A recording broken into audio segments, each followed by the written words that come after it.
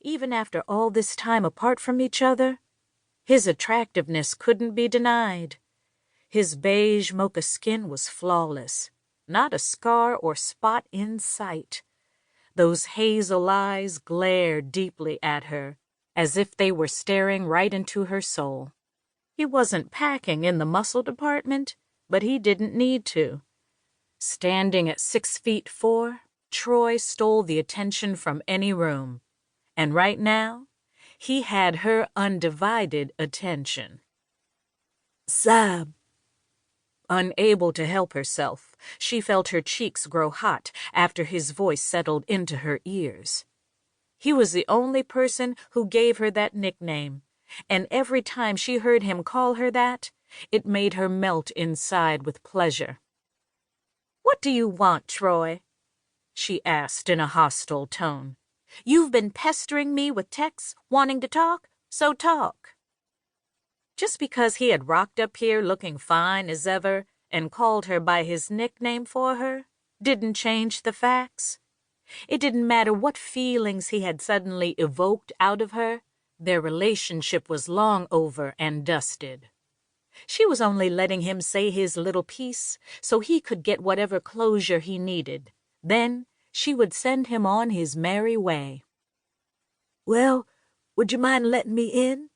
he queried, noticing how standoffish she was acting and standing. Keeping her door halfway open so that he couldn't see the rest of her apartment definitely had him feeling some type of way. "I don't think that's a good idea," she countered, seeing the disappointment grow in his eyes. "But I want to sit down and talk to you, Sab," he explained calmly, "like grown adults do."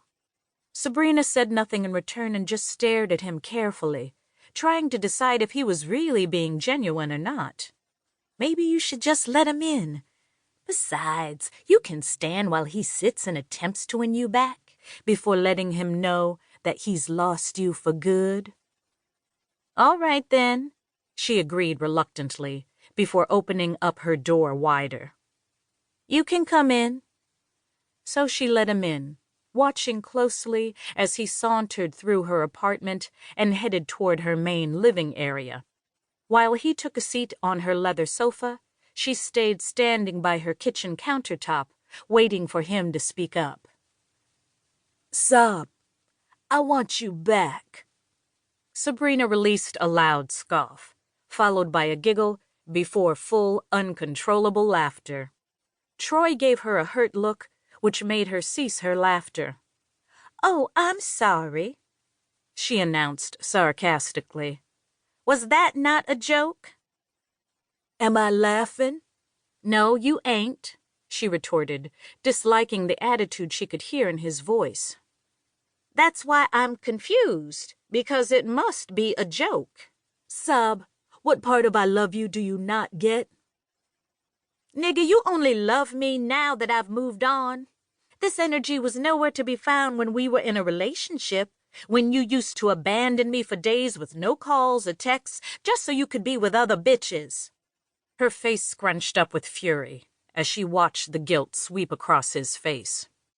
"I'm a changed man, Sab, I swear," he announced. He may have sounded sincere, but she just wasn't buying it. "Sab, I don't want to live without you. I can't live without you." "Yes, you can," she snapped. "You're breathing right now, ain't you?" "Yeah, but the—" "Exactly. So quit acting like you have to be with me because you don't—" "Sab, I almost committed suicide." His statement instantly made her freeze up. She gave him a petrified, wide-eyed stare, not sure what to say in return to what he had revealed. "Because I didn't want to spend another day on this earth without you," he announced, getting up from his seat. "I love you, Sabrina, and I'm not going to be able to stop loving you." Sabrina watched as he walked right up to her with an assertive gaze plastered on his face. He knew what he wanted, and it was her. That was one thing he wasn't about to back down on. "And I know," he began, placing his hand on the side of her waist.